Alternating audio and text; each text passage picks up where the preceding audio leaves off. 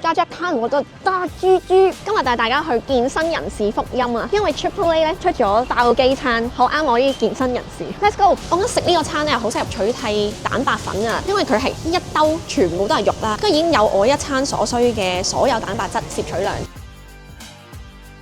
大家咧就可以睇下你一日所需嘅蛋白質量啦。對我嚟講咧，其實30g 就已經夠啦。所以呢一個咧32g 6蚊都唔使咧，係超抵啦。呢個就係牛啦，貴少少，不過呢個得21g 蛋白質，而呢一個咧就係80幾g 蛋白質。食完呢個咧，今日幾乎唔使食嘢㗎。但佢有辣醬咯，其實聞落係好香咯。OK 啊！我頭先嗰啖好多芝士，佢好似食濕味啊。哇！你睇呢度勁多豆啦，好核突啊！為咗我啲肌肉，我唔食啲肌肉都要食。